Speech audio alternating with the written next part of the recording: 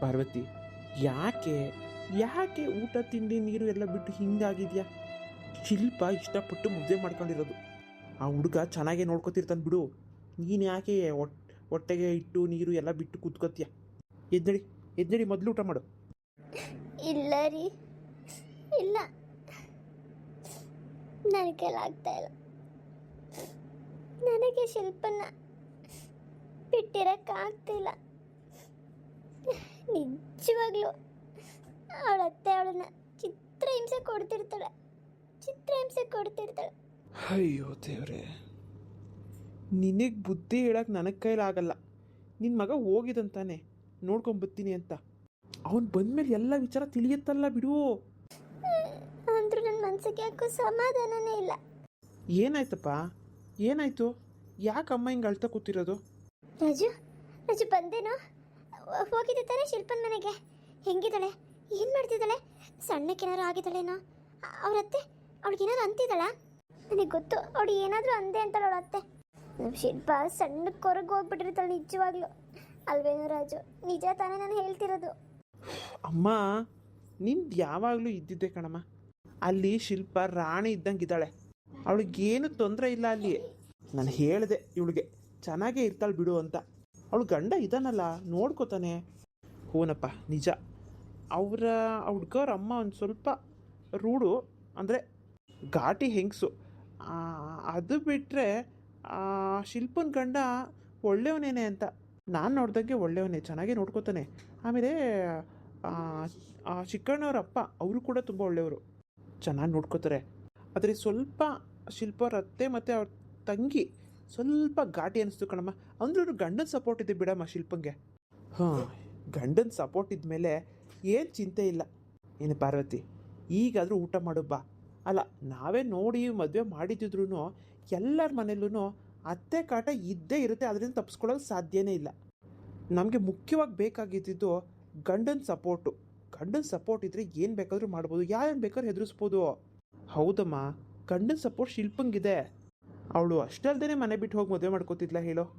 ಹಬ್ಬ ದೇವ್ರೇ, ವೆಂಕಟೇಶ್ವರ, ನನ್ನ ಮನಸ್ಸು ಅಲ್ಲೋಲ ಕಲ್ಲೋಲ ಆಗೋಗ್ಬಿಟ್ಟಿತ್ತು. ಹೆಂಗಿದ್ದಾಳೋ ನನ್ನ ಮಗಳು ಏನು ಅಂತ ಅಂದ್ಬಿಟ್ಟು. ಅಂದರೂ ಅವಳು ಅವ್ರ ಅತ್ತೆ ಇದ್ದಾಳಲ್ಲ, ಅವಳು ಸರಿಯಾಗಿ ಬುದ್ಧಿ ಕಲಿಸ್ಬೇಕಣ. ಮೊದಲೇ ನನ್ನ ಮಗಳು ಪೆದ್ದಿ, ಧೈರ್ಯನೇ ಇಲ್ಲ ಶಿಲ್ಪಂಗೆ. ಗಡ ಗಡ ಎದುರ್ಕೋತಾಳೆ ಜೋರಾಗಿ ಮಾತಾಡಿದ್ರೆ. ಹಾಗೇನಿಲ್ಲ ಹೇಳಮ್ಮ. ಶಿಲ್ಪ ಚೆನ್ನಾಗೇ ಓಡಾಡಿಕೊಂಡು ಎಲ್ಲರ ಜೊತೆ ಮಾತಾಡಿಕೊಂಡು ಇದ್ದಿದ್ದನ್ನು ನಾನು ನನ್ನ ಕಣ್ಣಾರೆ ನೋಡಿದೆ ಅಷ್ಟೇ. ಮತ್ತೆ ಗಂಡನ ಮನೆಗೆ ಹೋಗಿ ಒಂದು ವಾರ ಆಗಿದೆ, ಅವಳು ಅಡ್ಜಸ್ಟ್ ಆಗಿರ್ತಾಳೆ. ಪಾರ್ವತಿನೇ ಏನೇನೋ ಮನ್ಸಿಗೆ ಹಚ್ಕೊಂಡು, ಪಾರ್ವತಿ ಈಗಲೂ ಮಗಳು ಹೆಂಗಿದ್ದಾಳೋ ಏನೋ ಅಂದ್ಬಿಟ್ಟು ಚಿಂತೆ ಮಾಡ್ತಾ ಕೂತ್ಕೊಂಬಿಡ. ನೀನು ನಮ್ಮ ಮನೆಗೆ ಹೊಸ್ದಾಗಿ ಬಂದಾಗ ಹೆಂಗಿದ್ದೇಳು? ನಮ್ಮಮ್ಮಂಗೆ ಎಷ್ಟು ಹೆದರ್ಕೋತಾ ಇದ್ದೆ ನೀನು. ಆಮೇಲೆ ಬತ್ತಾ ನಮ್ಮಮ್ಮಂಗೆ ತಿರುಗಿ ಮಾತಾಡ್ತಿರ್ಲಿಲ್ವಾ? ಹಂಗೇನೆ ನಿನ್ನ ಮಗಳೂ ಹೊಸ್ದಾಗಿ ಹೊಸ ಜಾಗಕ್ಕೆ ಹೋದಾಗ ಅಲ್ಲಿನ ರೀತಿ ನೀತಿಗಳಿಗೆ ಹೊಂದ್ಕೊಳ್ಳೋದಕ್ಕೆ ಸ್ವಲ್ಪ ಸಮಯ ಬೇಕಾಗುತ್ತೆ. ಹಾಗಂತ ಅವಳು ಅವ್ರ ಅತ್ತೆ ಮೇಲೆ ಜಗಳಕ್ಕೆ ಹೋಗೋದೇನು ಬೇಡ. ಚೆನ್ನಾಗಿರಲಿ, ಎಲ್ಲರೂ ಚೆನ್ನಾಗಿ ನೋಡ್ಕೊಳ್ಳಿ. ಆಗಿದ್ದು ಆಗೋಯ್ತು. ನಾವು ಹೆಣ್ಣೆತ್ತವ್ರು ಯಾವತ್ತಿದ್ರೂ ಗಂಡಿನ ಕಡೆಯವ್ರ ಮುಂದೆ ತಲೆ ಬಾಗಲೇಬೇಕು. ಹಳ್ಳಿಯ ಒಳ್ಳೆಯವನಾಗಿದ್ದರೆ ಸಾಕು. ಏನಪ್ಪ ರಾಜು, ಯಾವತ್ತನ ಒಂದಿನ ಆದಷ್ಟು ಬೇಗ ಶಿಲ್ಪನ ಮನೆಗೆ ಹೋಗ್ಬಿಟ್ಟು ಬರಬೇಕು. ಆಗಿದ್ದಾಗೋಯ್ತು, ಇನ್ಮೇಲೆಲ್ಲ ಚೆನ್ನಾಗಿರೋಣ ಅಂತ ಮಾತಾಡೋಣ. ಅಪ್ಪ, ಇವಾಗ ಯಾಕೆ ಅವಸರ? ಈಗಲೇ ಬೇಡ ಕಣಪ್ಪ, ಇನ್ನೂ ಸ್ವಲ್ಪ ದಿನ ಹೋಗಲಿ. ಸದ್ಯದ ಪರಿಸ್ಥಿತಿಗೆ ಈಗಲೇ ಹೋಗೋದು ಬೇಡ ಅನಿಸ್ತಾ ಇದೆ. ಹೌದಾ? ಹೂನಪ್ಪ, ಅವಳಿಗೂ ಅಲ್ಲಿ ಹೊಂದ್ಕೊಳ್ಳೋದಕ್ಕೆ ಸ್ವಲ್ಪ ಸಮಯ ಬೇಕಾಗುತ್ತೆ. ಅವ್ರ ಮನೇಲೂ ಇವಾಗ ಲವ್ ಮ್ಯಾರೇಜ್ ಆಗೋದ್ರಿಂದ ಅವ್ರ ಅತ್ತೆಗೂ ಸ್ವಲ್ಪ ಇಷ್ಟ ಇರಲ್ಲ. ಅವ್ರಿಗೂ ಸ್ವಲ್ಪ ದಿನ ಹೋದರೆ ಕೋಪ ಕಮ್ಮಿ ಆಗುತ್ತೆ. ಇವಾಗ ನಾವೇನಾದ್ರು ಹೋದರೆ ನೋಡಿ, ಆಲೇ ಅವ್ರ ಮನೇಲಿ ಕರ್ಸ್ಕೊಂಡು ಬಂದು ವಾರಕ್ಕೇನೆ ಇನ್ನು ಏನು ಹೇಳ್ಕೊಡಕ್ಕೆ ಬಂದರು, ಇವೆಲ್ಲ ಮಾತುಗಳು ಬರ್ತವೆ. ಹೌದೌದು, ಇದು ಯೋಚನೆ ಮಾಡಬೇಕಾಗಿರೋ ವಿಷಯನೇ. ಹಾಗಂತ ಇನ್ಯಾವಾಗ ಹೋಗ್ಬೇಕು? ನನಗೆ ನನ್ನ ಮಗಳು ನೋಡ್ಬೇಕಂತ ಅನ್ನಿಸ್ಬಿಟ್ಟಿದೆ. ಅವಳ ಹತ್ರ ತುಂಬ ಮಾತಾಡಬೇಕು. ಅವಳ ಪಾಪ ಮನೆಗೆ ಮದುವೆ ಆಗಿ ಬಂದಾಗ ಕೋಪದಲ್ಲಿ ಏನೇನೋ ಮಾತಾಡ್ಬಿಟ್ಟು ಬಾಯಿಗೆ ಬಂದಂಗೆ ಮನೆಯಿಂದ ಆಚೆ ಕಳಿಸ್ಬಿಟ್ಟೆ. ಪಾಪ ಮಳೆ ಬರ್ತಿದ್ರು ನಾನು ನೋಡಲಿಲ್ಲ. ಈಗ ಕಳ್ಳು ಚೂರು ಅಂತ ಇದೆ. ಅವಳನ್ನ ತಪ್ಪಾಯ್ತಮ್ಮ, ಕ್ಷಮಿಸು ಅಂತ ಕೇಳಬೇಕು ರೀ ನಾನು. ಅಮ್ಮ, ಸ್ವಲ್ಪ ದಿನ ಇರಮ್ಮ. ನಾನೇನೆ ಶಿಲ್ಪನ ಹತ್ರ ಫೋನಲ್ಲಿ ಮಾತಾಡಿಸ್ತೀನಿ. ನಿನ್ನ ಹತ್ರ ಎಲ್ಲೋ ಇದೆಯಾ ನಂಬರು? ಇರಮ್ಮ, ಒಂದು ವಾರ ಆಗಲಿ. ನೀವ್ಯಾರು ಬರೋದು ಬೇಡ. ಒಂದ್ಸರಿ ನಾನೇ ಶಿಲ್ಪನ ಹತ್ರ ಮಾತಾಡ್ಕೊಂಡು ಬರ್ತೀನಿ. ಅಂದರೆ ಅವ್ರ ಮನೆಗೆ ಹೋಗಿ ಬರ್ತೀಯಾ? ಹ್ಞೂ ಮನೆಯದಕ್ಕೆ ಹೋಗಿ ಬರ್ತೀನಮ್ಮ. ನೋಡ್ತೀನಿ ಶಿಲ್ಪ ಆಚೆ ಎಲ್ಲರೂ ಕಾಣಿಸಿದ್ರೆ ಆಚೆನೇ ಮಾತಾಡಿಕೊಂಡು ಫೋನ್ ನಂಬರ್ ಇಸ್ಕೊಂಡು ಬರ್ತೀನಿ. ಇಲ್ಲ ಅಂದರೆ ಒಂದು ಸರಿ ಮನೆಗೆ ಹೋಗಿ ಬಿಡ್ತೀನಿ ಆಗಿದ್ದಾಗಲಿ. ಯಾಕೆ? ಸರಿನಪ್ಪ ರಾಜು, ಹಾಗೆ ಮಾಡೋ. ಅಮ್ಮ ಇನ್ಮೇಲೆ ಏನೂ ಚಿಂತೆ ಮಾಡಬೇಡ. ಶಿಲ್ಪ ಅಲ್ಲಿ ಆರಾಮಾಗಿ ಇರ್ತಾಳೆ. ನೀನು ಒತ್ತೊತ್ತಿಗೆ ಊಟ ಮಾಡು. ನೀನು ಆಮೇಲೆ ಆರೋಗ್ಯ ತಪ್ಪಿದ್ರೆ ಆ ಶಿಲ್ಪಂಗೆ ಗೊತ್ತಾದ್ರೆ ಅವ್ಳು ಶಿಲ್ಪ ಬೇಜಾರು ಮಾಡ್ಕೊತಾಳೆ. ಕಡೆ ಪಾರ್ವತಿ, ಯಾಕೆ ಸುಮ್ಮನೆ ಅಯ್ಯೋ ಅನಿಸ್ತೀಯಾ? ನೀನು ಹೊತ್ತೊತ್ತು ಊಟ ಮಾಡಲ್ಲ, ನಮಗೂ ಬೇಯಿಸಾಕಲ್ಲ. ಒಳ್ಳೆ ಕತೆನಪ್ಪ. ಹೋಟ್ಲಲ್ಲಿ ತಿಂದು ಒಂದು ವಾರದಿಂದ ಸಾಕಾಗ್ಬಿಟ್ಟೈತೆ. ಏನಪ್ಪ ರಾಜು, ನಾನೇ ಇವತ್ತು ರಸಮ ಅನ್ನ ಮಾಡಿಬಿಟ್ಟಿದ್ದೀನಿ. ಅದು ಹೆಂಗೆ ಬಂದೈತು ರುಚಿ ನನಗಂತೂ ಗೊತ್ತಿಲ್ಲ. ಇದ್ದಂಗೆ ಇಲ್ಲಿ ನಡೀರಿ, ತಿಂದುಬಿಡೋಣ. ಆಯ್ತು ನಡಿಯಪ್ಪ, ನನಗೂ ಹೊಟ್ಟೆ ಸಿಗ್ತದೆ. ಅಮ್ಮ ಬಾ, ತಟ್ಟೆ ಹಾಕು. ನೀವು ಊಟ ಮಾಡಿ ನಾನು ಮಾಡ್ತೀನಿ ಆಮೇಲೆ. ಸುಮ್ಮನೆ ನಡಿಯಮ್ಮ ನೀನು ಎದ್ದು. ಆಮೇಲೆಲ್ಲ ಏನಿಲ್ಲ, ಒಟ್ಟಿಗೆ ಎಲ್ಲ ಊಟ ಮಾಡ್ತಿದ್ದೀವಿ ಅಷ್ಟೇ. ನಾನು ಕೈಕಾಲು ತೊಳ್ಕೊಂಬರ್ತೀನಿ, ಅಷ್ಟರಲ್ಲಿ ತಟ್ಟೆ ಹಾಕಿರೋ. ನಡಿಯಪ್ಪ, ಕೈಕಾಲು ತೊಳ್ಕೊಂಬರೋಣ. ಆಯಿತು ಬಾರ. ಅದಕ್ಕೆ ಅವ್ರ ಅಣ್ಣ ಯಾಕೆ ನನ್ನ ಹತ್ರ ಹೀಗೆಲ್ಲ ಮಾತಾಡ್ತಾ ಇದ್ದಾರೆ?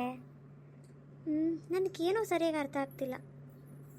ನಾನು ಇವ್ರ ಕಡೆಯವ್ರನ್ನ ನನ್ನ ಹತ್ರಕ್ಕೂ ಸೇರಿಸ್ಕೊಬಾರ್ದು, ಅಷ್ಟು ದೂರದಲ್ಲಿ ಇರಬೇಕು ಅಂತ ಅಂದ್ಕೊಂಡೆ. ಆದರೆ ಇವತ್ತು ನನ್ನ ಪ್ರಾಣ ಕಾಪಾಡಿದ ವ್ಯಕ್ತಿ ಅವರೇ ಆಗಿಬಿಟ್ರು. ಅದು ಅಲ್ಲದೆ ನಾಳೆ ಬೇರೆ ಸಿಗಬೇಕು ಅಂತ ಹೇಳ್ತಾರಲ್ಲ. ಏನಿದು? ಸಿಗಬೇಕಾಗಿದ್ರೆ ನಾನು ಈ ವಿಷಯನ ಅಮ್ಮಂಗೆ ಹೇಳಲ ಬೇಡವಾ? ಬೇಡ ಬೇಡ ಬೇಡ, ಅಮ್ಮಂಗೆ ಹೇಳಿದ್ರೆ ಸುಮ್ಮನೆ ಕೂಗಾಡ್ತಾಳೆ ಆಮೇಲೆ. ನಾಳೆ ಭೇಟಿ ಮಾಡೋದ ಏನೋ ಗೊತ್ತಾಗ್ತಿಲ್ಲ, ತಪ್ಪ ಸರಿನಾ? ಇಲ್ಲ ಶಿಲ್ಪ ಅತ್ತಿಗೆಗೆ ಹೇಳಲ್ಲ. ಬೇಡ, ಶಿಲ್ಪ ಅತ್ತಿಗೆಗೆ ಹೇಳಿದ್ರೆ ನಮ್ಮ ಅಣ್ಣಂಗೆ ಹೇಳೋದಂತೂ ಪಕ್ಕ. ಆಮೇಲೆ ಹೋಗಿ ಏನಕ್ಕೆ ಬರೋಕ್ಕೆ ಹೇಳಿದ್ದು, ನನಗೆ ಅರ್ಥ ಆಗಲಿಲ್ಲ ನೀವು ಹೇಳಿದ್ದು ಅಂತ ಡೌಟ್ ಕ್ಲಿಯರ್ ಮಾಡ್ಕೊಂಡು ಬಂದ್ಬಿಡಲ. ಏನು ಗೊತ್ತಾಗ್ತಿಲ್ವೇ? ಆದರೆ ಮಾತಾಡಿದ ರೀತಿ ನೋಡಿದ್ರೆ ತುಂಬ ರೊಮ್ಯಾಂಟಿಕ್ ಆಗಿತ್ತು. ಹುಡುಗ ಕಪ್ಪಗಿದ್ರೂ ಮಾತಲ್ಲೇ ಮೋಡಿ ಮಾಡೋ ಥರ ಇದ್ದಾನೆ. ಅವನದೇ ನೆನಪು ಬರ್ತಾ ಇದೆಯಲ್ಲ ನನಗೆ. ಒಳ್ಳೆ ಮನೆತನನೇ. ನಾನೇನು ಅನ್ಕೋಬಿಟ್ಟಿದ್ದೆ ಭಿಕಾರಿಗಳಿವರು ಅಂತ. ಆದರೆ ಅವ್ರು ಹೇಳಿದ್ದು ನೋಡಿದ್ರೆ 30 ಎಕರೆ ಜಮೀನು, 2 ಮನೆ ಇದೆ. ಅದು ಅಲ್ಲದೆ ಹೆಂಡತಿಗೆ, ಅಂದರೆ ಹೆಂಡತಿನೇ ಬಂದಿಲ್ಲ ಇನ್ನು, ಹೆಂಡತಿ ಆಗೋಳಿಗೆ ಅಂತಲೇ ಒಡವೆಗಳನ್ನ ಬೇರೆ ಮಾಡಿಸಿಟ್ಟಿದ್ದಾರಂತೆ. ನಾನಿಲ್ಲಿ ಒಂದು ನೆಕ್ಲೆಸ್ ಕೇಳಿದ್ರೇ ಪಿಣ ಪಿಣ ಅಂತ ಕಣ್ಣು ಬಿಡ್ಕೊಂಡು ನೋಡ್ತಿರ್ತಾರೆ, ನೆಕ್ಲೆಸ್ ಕೇಳಿದಲ್ಲಪ್ಪ ಅಂತ. ಅವ್ರು ನೋಡಿದ್ರೆ ಮುಂಚೆನೆಲ್ಲ ತೊಗೊಂಡಿಟ್ಕೊಂಡಿದ್ದಾರೆ. ನನ್ನ ಗಂಡನೂ ಈ ಥರನೇ ಸಿಕ್ಕಿದ್ರೆ ಹೆಂಗಿರುತ್ತೆ? ಮೀನಾ? ಓ ಅದಕ್ಕೆ ಬನ್ನಿ. ಏನು ಬಂದಿದ್ದು?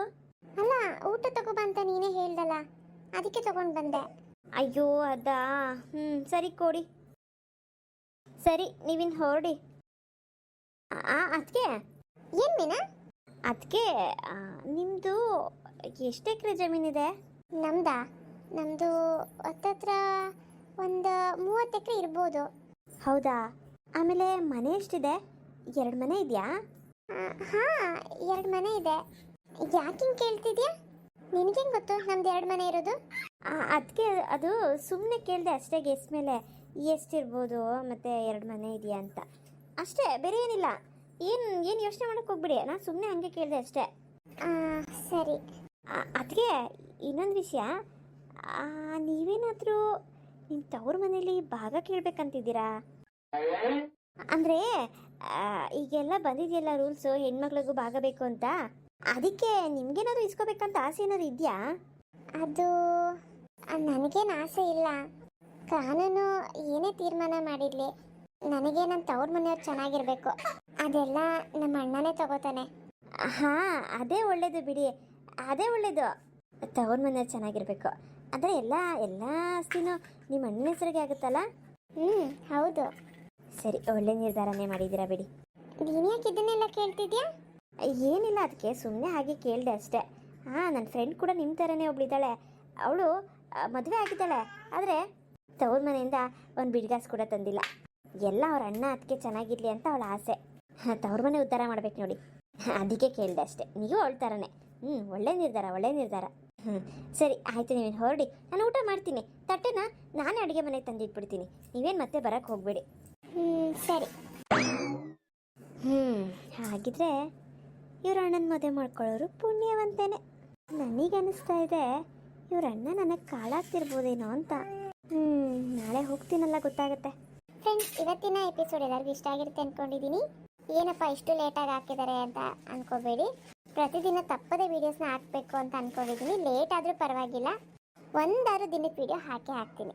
ದಯವಿಟ್ಟು ನೋಡಿ ಸಪೋರ್ಟ್ ಮಾಡಿ. ನಾಳೆ ಏನಾಗುತ್ತೆ, ಮೀನಾ ಹೋಗಿ ಶಿಲ್ಪ ಅವ್ರ ಅಣ್ಣನ ಮೀಟ್ ಮಾಡ್ತಾಳೆ, ಅಲ್ಲಿ ಏನಾಗುತ್ತೆ ಅಂತ ನೋಡೋಣ ಮುಂದಿನ ಎಪಿಸೋಡಲ್ಲಿ. ದಯವಿಟ್ಟು ಸಪೋರ್ಟ್ ಮಾಡಿ. ಎಲ್ಲರಿಗೂ ಬಾಯ್.